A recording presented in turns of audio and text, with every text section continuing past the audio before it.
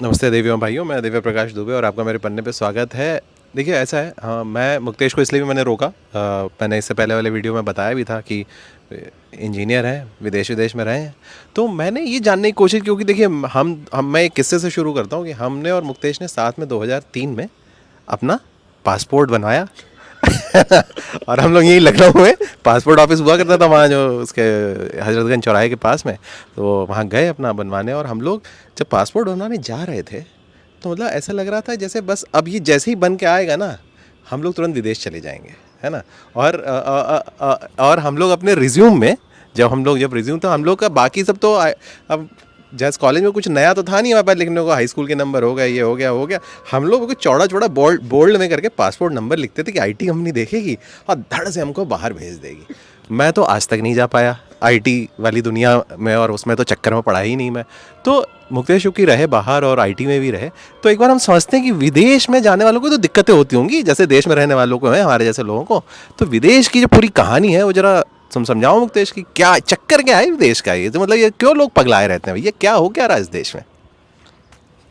देखो, बिल्कुल सही बात है। मतलब ये बड़ा अच्छा किस्सा है कि हम लोग जब पासपोर्ट बनवाने गए तो हमें बताया उसने कि भाई घर सीना चौड़ा हो गया था हम लोगों का पासपोर्ट। नहीं, उससे भी मज़ेदार बात ये थी कि जिससे बनवा रहे थे उसने बताया कि भाई 6 महीने लग जाएंगे पासपोर्ट आने में, तब टाइम लगता था।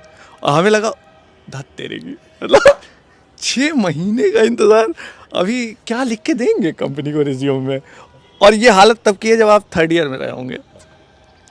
तो किस्सा सही में बड़ा मज़ेदार होता है। मतलब ये यहीं पे नहीं ख़त्म होता है। जैसे तुम्हारी कई सारी किताबों में जिक्र भी है कि तैयारी वैयारी का, ये तैयारी पे अंकलों की आदत ख़त्म नहीं होती है। होता ये, मैं तो हम लोग, बल्कि दिव्य को पता है कि मतलब 4-5 साल ऐसा रहा कि मैं भी बाहर नहीं गया, यहीं पे थे। तो अक्सर क्या होता था कि जिस समय हमने ज्वाइन किया तब तो उस समय शुरू हो रहा था आईटी कंपनी में बल्क हायरिंग का दौर, और 3-4 साल में जो कंपनियां थीं वो 20,000 से 60,000, 70,000 इस तरह होती जा रही थी। तो अचानक आपके पड़ोस के भी लड़के या आपसे छोटे बच्चे, या बच्चे कह रहा हूँ, गलत कह रहा हूँ, छोटे लोग भी उन कंपनियों में जाने लगे। और जो चीज़ आप आईआईटी के लिए सुनते थे उस तरह की डिस्कशन सब आम हो गए थे मोहल्लों में। तो जैसे कुछ चीज़ें, फ़र्ज़ के तौर पे आपके घर पे कोई आए, अब उन्होंने बताया अच्छा आपका लड़का कहाँ, फलानी कंपनी में, अच्छा हमारा भी लड़का फलानी कंपनी में। तो आजकल तो वो लंदन में है। तो और बेटा तुम, तो आपने बताया नहीं मैंने तो उससे 4 साल पहले ज्वाइन किया था, अभी तक नहीं कहीं नहीं है, इंडिया का प्रोजेक्ट है ये वो। हाँ, वो बता रहा था। ऐसा होता है ना भाई साहब। अब वो आपसे मुखातिब भी नहीं होंगे, आप तो गए गुजरे हो ही गए उनकी नज़र में।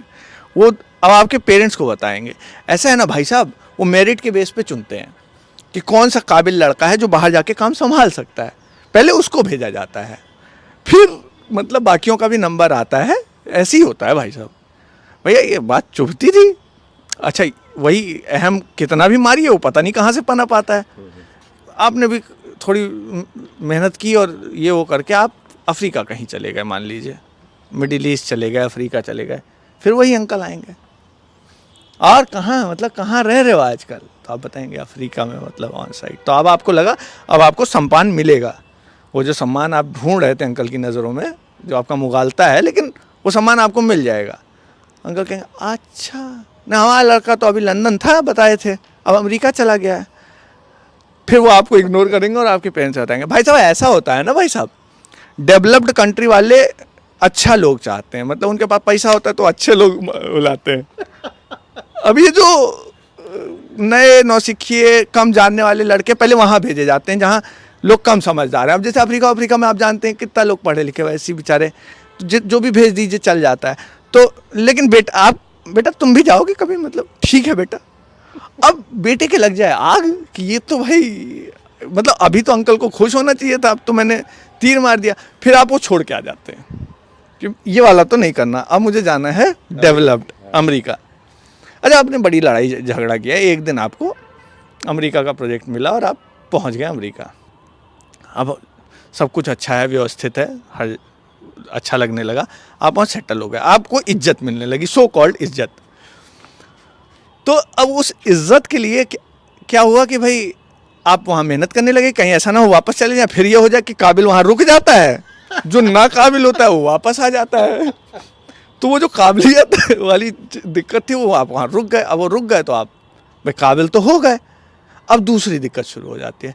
तो भाई मैं उस दिक्कत को मतलब इतने अच्छे अंदाज में शायद ना बता पाऊँ। मेरा एक दोस्त है, नाम मैं उससे पूछा नहीं हूँ तो नहीं बता रहा, लेकिन उसके शब्दों में या उससे अच्छा मैं शायद नहीं बता पाऊँगा। तो मैं ये लिबर्टी ले रहा हूँ, उसको भी लेके आएंगे वो दोस्त। हाँ, ये लिबर्टी ले रहा हूँ कि उसकी बात बता सकूँ। तो जैसे उसने मुझे एक दिन ऐसे ही बताया कि यार बड़ा परेशान हूँ। मैंने क्या हो गया? तो ऐसा यार घर फ़ोन करते मन भारी हो जाता है। तो हमने कहा यार घर तो मतलब फ़ोन करते हैं हम भी, मतलब ऐसे कैसे मतलब मन भारी हो जाता है? अरे तुम नहीं समझोगे यार मुक्तेश, मतलब अलग ही दिक्कत है यार। तो हमने कहा अरे कुछ तो बताओ। अब बोले आप समझो, मतलब हमने फ़ोन किया ऐसे ही कि और हेलो पापा। तो हाँ बेटा बताओ कैसे हैं? बढ़िया हैं, अब सब सही चल रहा है बेटा, अब क्या बताएं। अब जिसका लड़का विदेश चला गया हो, कोई ना हो घर में देखने वाला, वो बढ़िया ही है, अब क्या बताएं। अरे पापा ये छोड़ो, पापा ये बताओ मौसम कैसा है, मतलब बारिश वारिश हो रही है या धूप है, गर्मी है, क्या है? नहीं खूब बारिश हो रही है, अब जुलाई में तो बारिश ही होगी, तुम अमेरिका चले गए, तुम्हें क्या पता कि हाँ जुलाई में क्या होता है बेटा, मतलब तुम भुला गए हो सब, भाई देश भूल जाता है लड़का। अरे पापा ये माइकल जैक्सन आया हुआ है, आप कुछ पढ़े हो रहे एक बार में? हाँ आया है, खूब शो कर रहा है, मतलब बहुत पब्लिक जा रही है, हर रोज़ न्यूज़ में आ रहा है, सारा चैनल दिन भर पकाया हुआ। हम सोचे देखो साला माइकल जैक्सन हुआ भी इंडिया आ गया, एक हमारा लड़का अकेला बाप क्या क्या करे भाई। अरे पापा ये छोड़िए, अरे वो मौसी का फ़ोन आया था, मौसी कह रही थी कि मतलब जाएंगे बिट्टू की शादी में, आपका क्या है? हाँ मौसी तो जाएंगी बिट्टू की शादी में, मौसी का क्या है ना, मौसी गोरखपुर से दिल्ली जा सकती हैं भाई, उनके पास उनके 2 लड़के हैं घर पे, कोई भी ले जाएगा। अकेला बाप कहाँ दिल्ली जाएगा, हम नहीं जा पाएंगे बिट्टू की शादी में। अब बिट्टू की शादी अब भाई अब जब आएंगे तुम लोग तब देखा जाएगा, बाकी क्या करेगा अकेला बाप। अच्छा पापा रखते कल बात करेंगे। हाँ कोई हमसे बात ही क्यों करना चाहेगा, अमेरिका में व्यवस्था ज़्यादा अच्छा है भाई, अकेला बाप यहाँ अकेले रहेगा, तुम लोग करो भैया, रहो खुश रहना। हाँ बेटा खूब खुश रहना।